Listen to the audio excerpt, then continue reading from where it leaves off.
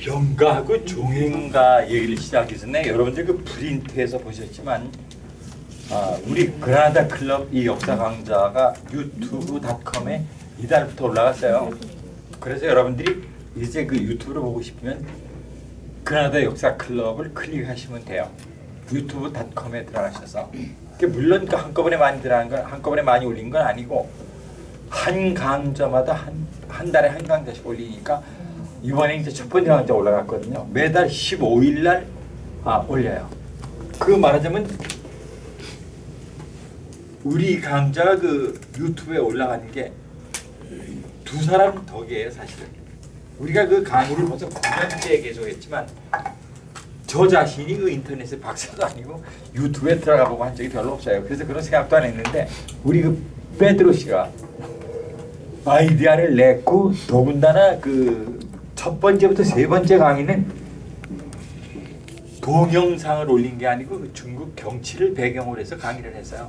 지루할 것 같다고 그래서 이분이 돈을 거의 거금 천불을 투자를 해가지고 비디오 카메라를 또 샀어요. 그래가지고 이번 달부터는 동영상이 올라가요.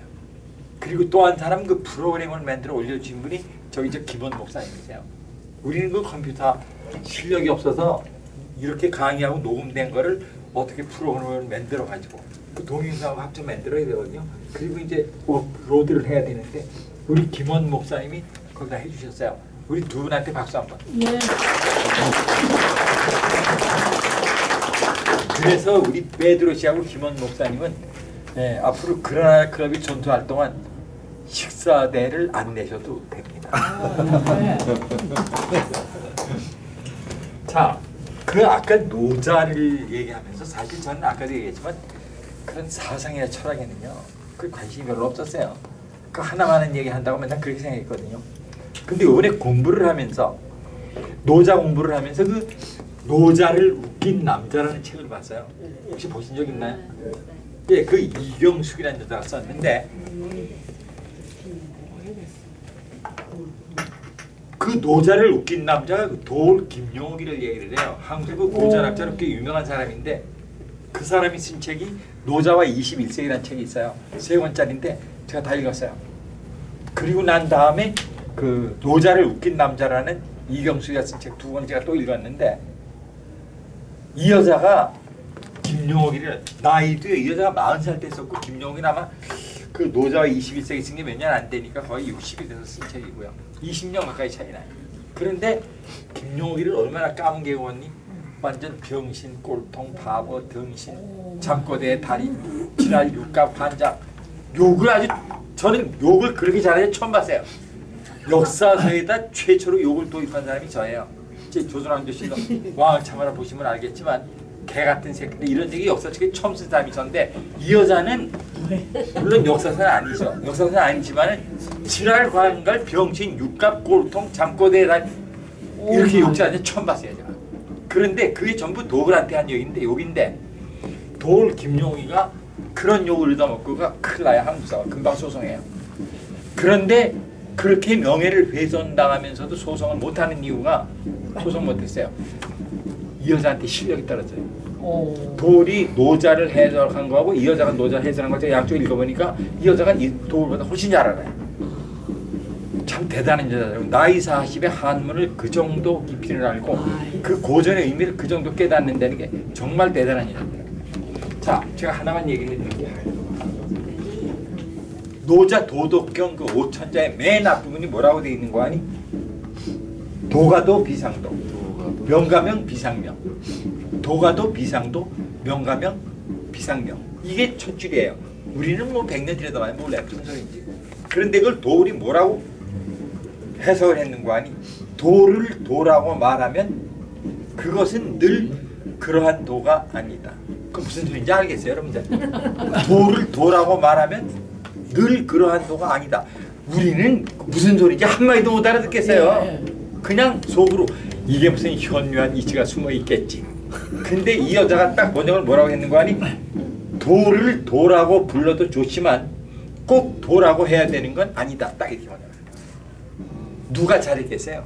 얘기할 거 없죠. 도울이 실력이 딱 떨어지는 거예요.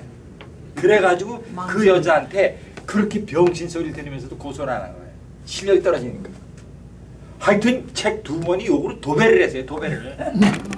근데 말 한마디 못했어요? 말 한마디 못하고 고소도 안 하고 아무것도 못했죠. 그러니까 일일이 다 공박, 5,000자 번역한 거 책 3권을 일일이 다 공박을 했는데 이 여자가 다 오라해 내가 보니까. 아우 참. 와, 그게 대단한 여자 있더라고. 나중에 여유되면 사보셔. 자, 그리고 이제 병가에 대해서 얘기를 하죠. 병가는 그 사상이라고 볼 수는 없지만 사실 이 병가의 그 의미가, 병가의 설립 의미가 얼마나 중요한 거 아니? 병가의 비전은 손무예요. 손무. 손자죠. 그 사람이 남긴 손자병법인데 그 다음에 그 사람 딱 100년 후에 오기가 나타나서 오자병법을 썼고 그 오기 딱 100년 후에 손빈이 나타나서 손빈병법을 썼어요. 그 세 사람이 병가 사람이에요. 딱 100년 간격으로 손무, 오기, 손빈. 근데 그 스토리가 손빈 스토리 같은 게 얼마나 재밌는지 몰라요. 손무는 뭐 지난번에도 강의할 때 얘기를 했지만 손무란 사람은 공자하고 동시대 사람이에요. 기원전 6세기 사람이죠. 동시대 사람인데 이 사람은 제 나라에서 이제 그 권력 쟁탈전을 피해서 오나라를 피신했던 사람인데 그때 오나라에서 가장 잘 나갔던 장군이 오자서예요. 그래서 오자서가 그 당시에 오왕 함녀한테 손무를 소개를 했어요. 그 손무란 사람은 제 나라 사람인데 오나라로 간 다음에 시골에서 이제 농사나 짓고 집에서 이제 책이나 저술한 사람인데 그 사람 일생의 취미가 옛날에 일어났던 전쟁의 전적지 거길 찾아다니면서 지세니 모든 형편이니 그 당시에 날씨니 이런 걸 다 감안을 해서 그걸 다 기록을 하는 게 취미였어요. 일생을 걸은 사람이에요. 그런데 그게 뭐가 중요한 거 아니?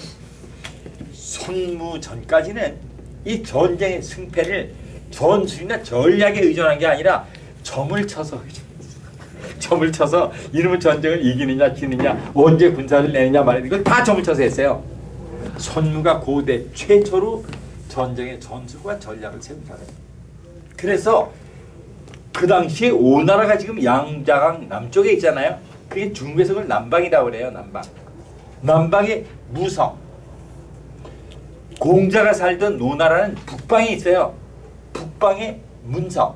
말하자면 똑같은 시대의 중국 남방의 무성과 중국 북부의 문성이 동시에 한 시대를 살았어요. 그리고 두 사람이 남긴 업적이 지금까지 2500년이 지나도 불멸의 업적이죠.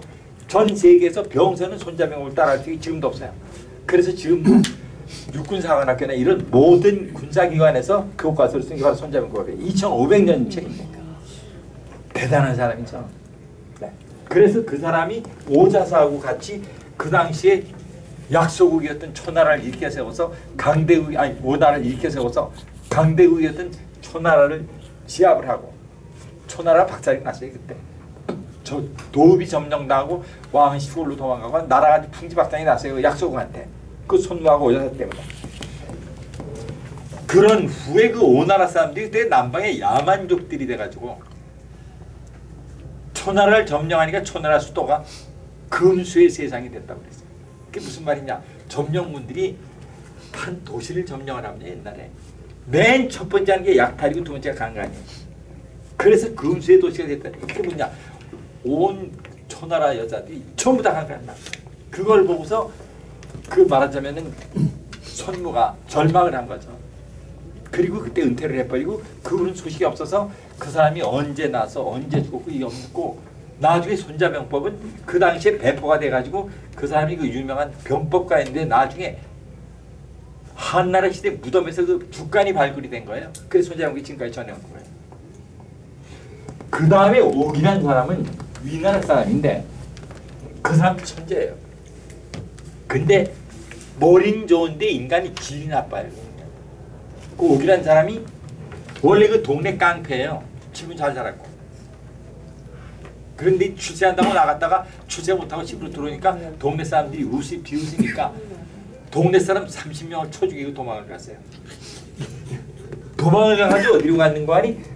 유가의 그 정자라고 있어요. 정자. 그 사람이 정삼인데 그 아들이 정신이에요. 그 문화로 들어가서 유학을 공부를 했어요.